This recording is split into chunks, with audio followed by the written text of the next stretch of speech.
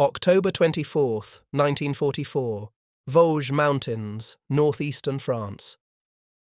The fog sat low that morning, a grey swallowing curtain that crept between the trees like smoke from a dying fire. Rain had been falling for 3 days straight, soaking every foxhole, every rifle stock, and every thread of wool.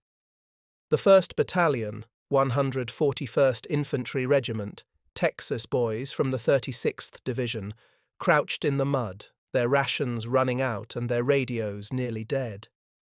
They had advanced too far into the forest, too fast, chasing retreating German units up the jagged slopes of the Vosges. And now the forest had closed around them. Private Charles Wilson rubbed his numb fingers together, listening to the soft clink of spent shells underfoot. Somewhere beyond the mist, German machine guns crackled from the high ridges, cutting off every approach. The Texans were surrounded. Artillery screamed in from both flanks, splintering pine trees into shards that rained down like daggers. Men shouted for medics, but the forest swallowed the sound. In the German command post 2 ridges away, Oberst Ernst von Stolz of the 716th Volksgrenadier Division unfolded a captured map. His men had trapped nearly 300 Americans on a forested plateau near Bifontaine. "They will be crushed by nightfall," he told his adjutant confidently. "No one can reach them through that." But far behind the front, a different group of Americans was preparing to try. A regiment of Japanese-American volunteers, many with brothers still imprisoned in camps back home. The 442nd Regimental Combat Team. They had been ordered to move out immediately. Colonel Virgil R. Miller stood before his exhausted men, rain dripping from the brim of his helmet. "The 141st is trapped," he said simply. "We're going in." The soldiers of the 442nd looked at one another. They'd just come off 10 days of brutal fighting in Bruyères, where half the regiment had already fallen. Their boots were torn, their uniforms crusted with mud, but not a single man stepped back. From the mist came the low rumble of engines, half-tracks, jeeps and mule carts grinding up the mountain trails. The order was clear. "Rescue the lost battalion." The road to Bifontaine was little more than a scar in the mud, narrow, choked with fallen branches and slick with rain. The men of the 442nd moved single file, rifles raised, bayonets fixed. Every step forward meant climbing through a hell of cold, fog and gunfire. German snipers fired from trees. Mortar shells burst without warning, sending splinters and soil across helmets. Private George Sakato, a quiet Nisei from Colorado, ducked behind a shattered stump as dirt sprayed his face. "Feels like the whole mountain's alive," he muttered. Above the valley, German artillery observers radioed coordinates to gunners hidden miles away. Shells landed so close the ground trembled. The forest echoed with the moans of the wounded. Yet the 442nd pressed on. Men who'd volunteered from internment camps, from the sugar fields of Hawaii, from the streets of Los Angeles and Honolulu, all wearing the same patch on their shoulders, a torch held high in a blue field. They'd already earned their reputation in Italy, breaking through Gothic line defences that had held Allied forces for months. But this was different. In the Vosges, visibility dropped to 10 metres. The cold soaked through everything. The enemy was dug in deep, machine gun nests hidden behind fallen logs, mortars zeroed in on every trail. Sergeant Alan Ohata signalled his squad forward. They crept along the ridge, moving in bursts, firing when they could. Ohata's best friend, Private Masato Nakai, took a bullet through the arm and fell silently. Ohata dragged him back, refusing to leave him behind. By nightfall, the regiment had advanced barely half a mile, but every inch was paid for in blood. Still, the order stood. Somewhere ahead, the Texans were still holding out, cut off from food, ammunition, and hope. In a makeshift dugout near the 442nd Command Post, Colonel Miller unrolled his map again under the flickering light of a lantern. He traced the terrain with a pencil. "They're here," he said, pointing to a ridgeline shaped like a crooked horseshoe. "And between us and them is a full German division." Lieutenant Daniel Inouye, who would one day become a U.S. senator, tightened his helmet strap and looked up. "Then we go through them," he said. October 26th, 1944. The sun never truly rose that morning. Only a pale, sickly light filtered through the fog. The 442nd was deep in the Vosges now, tangled in roots and mud, the air heavy with the smell of cordite and pine sap. The Germans had fortified every ridge, every hollow, with interlocking fields of fire. Machine gun bursts stitched through the trees. Mortar shells burst above the canopy, raining shrapnel downward like iron rain. Men crawled through the dirt to stay alive.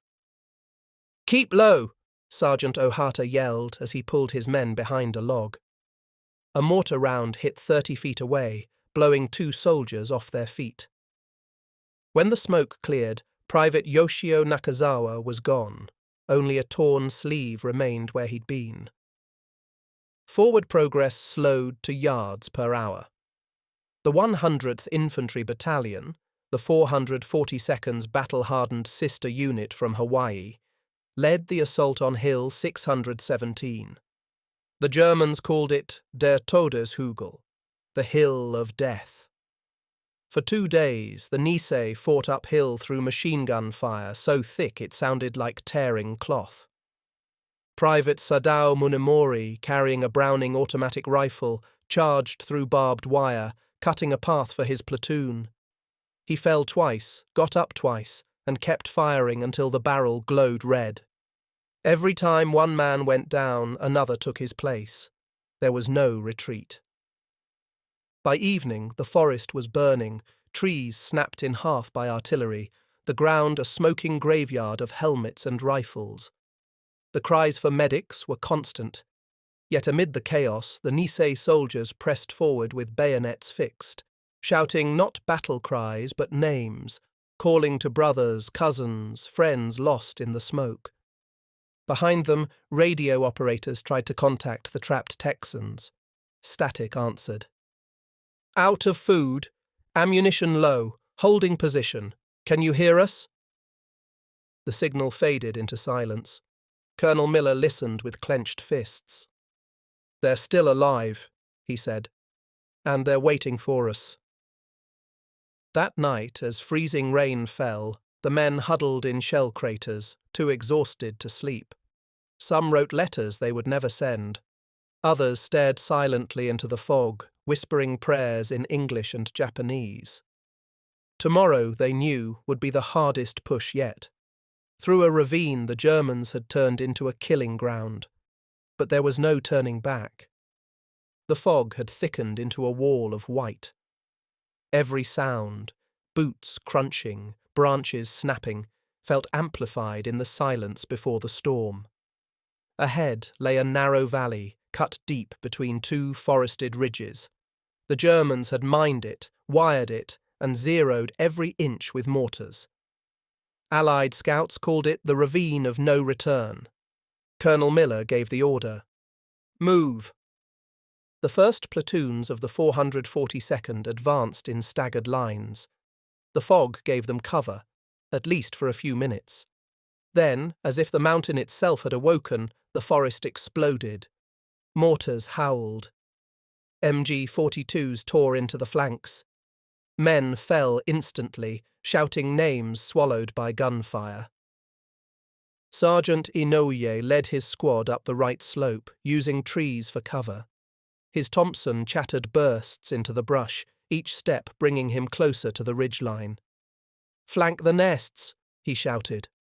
Grenades arced through the air and detonated in the German foxholes above.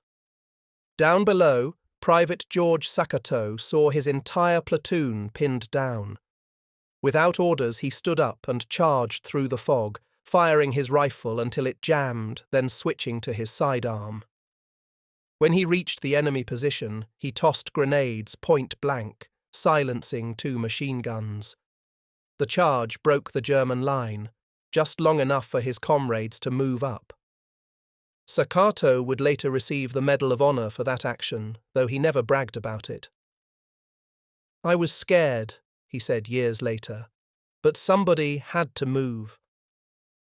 By noon, the ravine was filled with smoke and screams.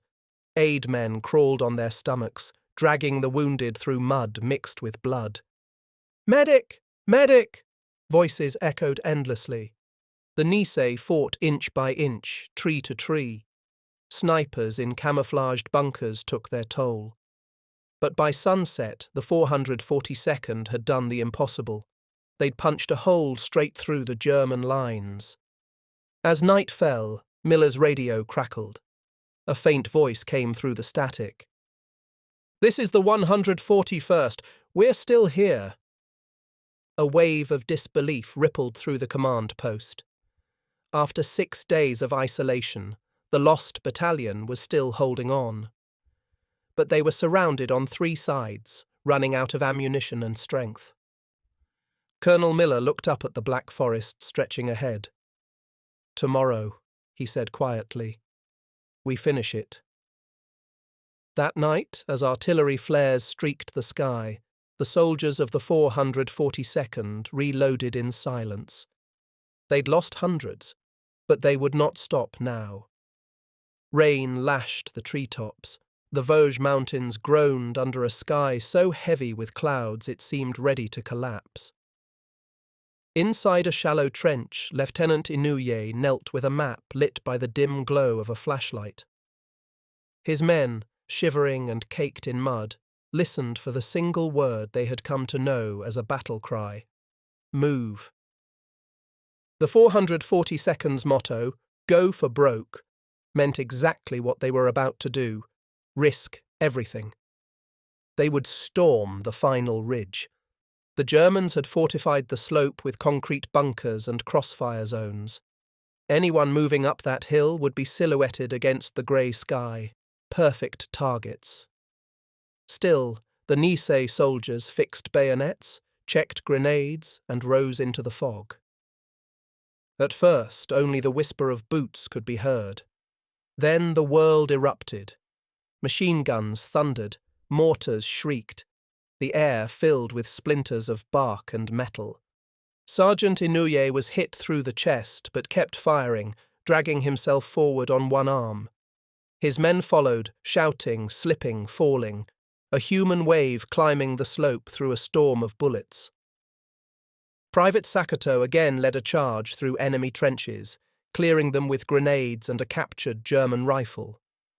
Around him, the trees burned from tracer fire. One shell burst so close it blew his helmet off, but he kept moving. "Keep going!" voices echoed. "Keep going!" By mid-morning, the hillside was a scene of chaos: smoke, mud, bodies, and the deafening roar of close combat. Grenades exploded in quick succession, bayonets flashed in the mist. The Germans began to fall back, stunned by the ferocity of men they'd once mocked as little soldiers. From a bunker on the ridge, Oberst von Stolz watched through binoculars. "They're not retreating," he muttered, disbelief in his voice. "They're still coming." By noon, the 442nd had clawed their way to the top. The last German position fell under a barrage of grenades.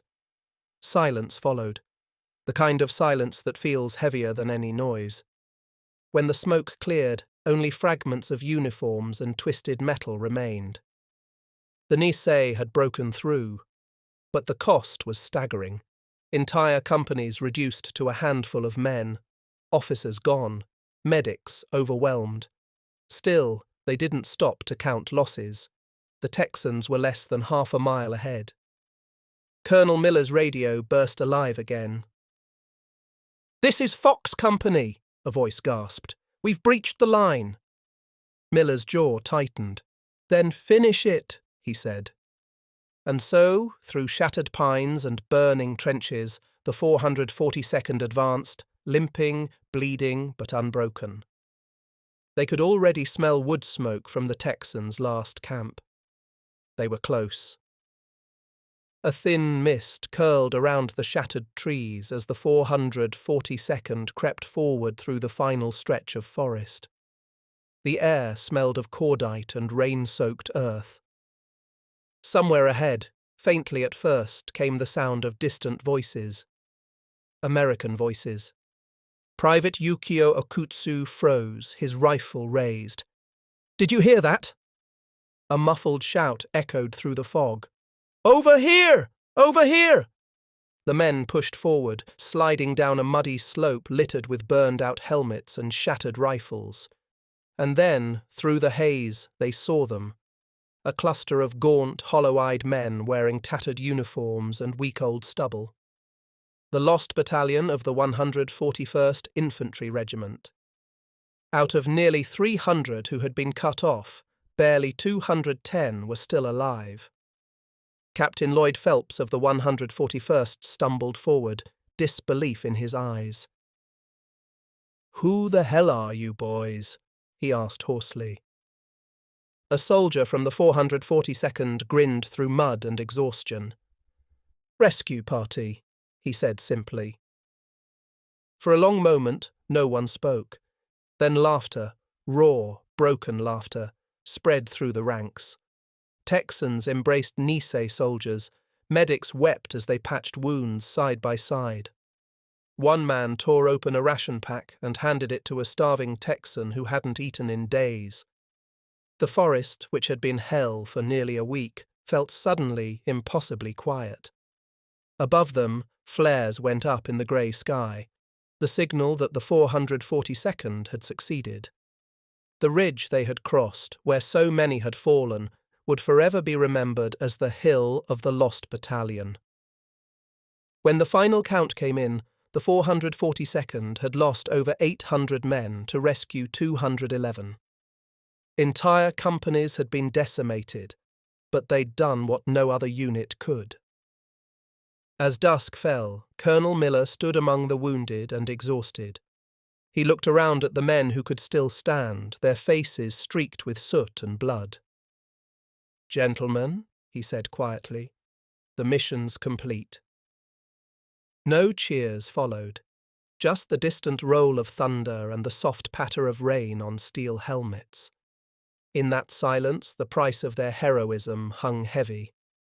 Later, one Texan would write in his diary, "They saved us when no one else could. We owe them our lives, and maybe our souls."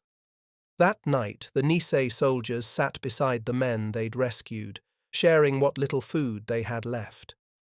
No one cared about rank or accent or ancestry. They were all just soldiers who had survived the forest that ate men. The next morning dawned grey and still. Smoke drifted lazily from shell craters, rising into the cold mountain air. The battle was over, but the forest looked like it had been torn apart by giants. Trees stood like blackened skeletons.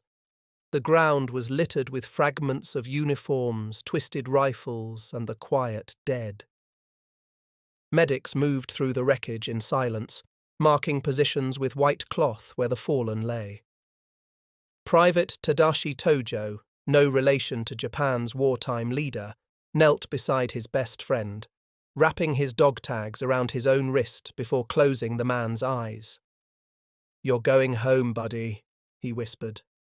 Down the ridge, the surviving Texans helped carry the wounded Nisei on improvised stretchers. There were no distinctions now, only men who had bled together.